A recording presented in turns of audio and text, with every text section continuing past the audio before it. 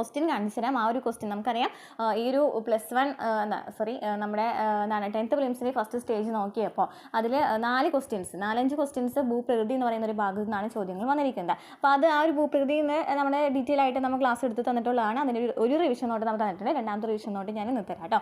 Okay, അതുപോലെ തന്നെ ഏറ്റവും കൂടുതൽ ചോദ്യങ്ങൾ വന്നിരിക്കുന്ന അടുത്ത ചാപ്റ്ററാണ് +2 ജിയോഗ്രഫിയിൽ കേട്ടോ. +2 ജിയോഗ്രഫി ധാതുക്കളും ഊർജ്ജ വിഭവങ്ങളും എന്ന് പറയുന്ന ഒരു ചാപ്റ്റർ ഉണ്ട്. ആ ഒരു ചാപ്റ്ററിൽ നിന്ന് 3 ക്വസ്റ്റ്യൻസോളം വന്നിട്ടുണ്ട്. അപ്പോൾ ഞാൻ ആ ഒരു ക്വസ്റ്റ്യൻസും കാണിച്ചു തരാം. അതിൻ്റെ NCERT നോട്ട് ഞാൻ തരാം കേട്ടോ. അപ്പോൾ ക്ലാസ്സുകൾ ഉപകാരപ്രദമാവാമെന്ന് തോന്നുന്നുണ്ടെങ്കിൽ ലൈക്ക് ചെയ്യുക, കമൻറ്റ് ചെയ്യുക, ഹൈപ്പ് ചെയ്യുക, സബ്സ്ക്രൈബ് ചെയ്യുക കേട്ടോ. ക്ലാസ്സിലേക്ക് കിടക്കാം. അപ്പോൾ ഫസ്റ്റ് ക്വസ്റ്റ്യൻ എന്താണ്? ഇന്ത്യയിലെ വാതോർജ്ജ നിലയം ഏതാണ്? ഇന്ത്യയിലെ വാതോർജ്ജ നിലയം ഏതാണ്?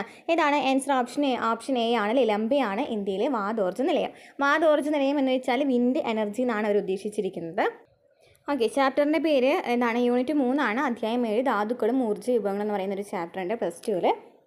അതിൽ ഇത് രണ്ടാമത്തെ ഭാഗമാണ് കേട്ടോ. കണ്ടോ, വാതോർജ്ജം എന്ന് പറഞ്ഞിട്ട് നമുക്ക് NCERTയിൽ തന്നിട്ടുണ്ട്.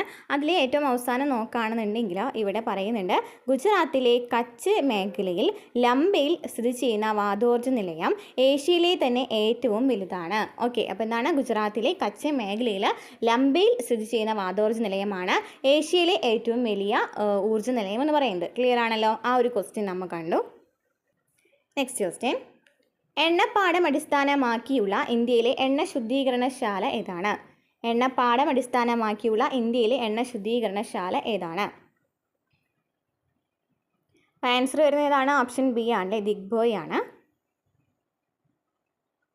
ഈ ഒരു ക്വസ്റ്റ്യനും ഇതേ ഒരു ചാപ്റ്ററിൽ ഇവിടെ പറയുന്നുണ്ട്, എണ്ണപ്പാടം അടിസ്ഥാനമാക്കിയുള്ള എണ്ണ ശുദ്ധീകരണശാലയ്ക്ക് ഉദാഹരണമാണ് ദിഗ്ബോയ്. എന്താണ്? എണ്ണപ്പാടം അടിസ്ഥാനമാക്കിയുള്ള എണ്ണ ശുദ്ധീകരണശാലയ്ക്ക് എക്സാമ്പിൾ ഏതാണ്? ദിഗ്ബോയ് ആണ്. എന്നാൽ കമ്പോൾ അടിസ്ഥാനത്തിലുള്ള എണ്ണ ശുദ്ധീകരണശാലയ്ക്ക് ഉദാഹരണമാണ് ബറൗണി. ഓക്കെ, അപ്പോൾ എണ്ണപ്പാടം അടിസ്ഥാനമാക്കിയുള്ള എണ്ണ ശുദ്ധീകരണശാലയ്ക്ക് ഉദാഹരണം ഏതാണ്? ദിഗ്ബോയ് ആണ് എന്നുണ്ടെങ്കിലും കമ്പോൾ അടിസ്ഥാനത്തിൽ നോക്കുകയാണെങ്കിൽ ഏതാണ്? ബറൗണിയാണ് വരുന്നത്. ഓക്കെ, ക്ലിയർ ആണല്ലോ? നെക്സ്റ്റ് ക്വസ്റ്റ്യൻ, ഇന്ത്യയിൽ യുറേനിയം നിക്ഷേപം കാണപ്പെടുന്നത് എവിടെയാണ്? ആൻസർ ഓപ്ഷൻ സി ആണ്. ധാർവാർ ശിലകളിലാണ് ഇന്ത്യയിൽ യുറേനിയം നിക്ഷേപം കാണപ്പെടുന്നത്. അതേ ഒരു ചാപ്റ്ററിലെ ആണവോർജ്ജ വിഭവങ്ങൾ എന്ന് പറയുന്നൊരു ഭാഗമുണ്ട്. അതിൽ പറയുന്നുണ്ട് എന്ത് നോക്കിയേ, ധാർവാർ ശിലകളിലാണ് യുറേനിയം നിക്ഷേപങ്ങൾ കാണപ്പെടുന്നത്. ഓക്കെ, ക്ലിയർ ആണല്ലോ? ഈ ഒരു 3 ക്വസ്റ്റ്യനും വന്നിരിക്കുന്നത് ഈ ഒരു ചാപ്റ്ററിൽ നിന്നാണ്. അപ്പോൾ നമുക്ക് NCERT ഇപ്പോൾ നമുക്ക് 10th പ്രിലിംസിൻ്റെ question paper stage 1 question paper നോക്കുകയാണെന്നുണ്ടെങ്കിൽ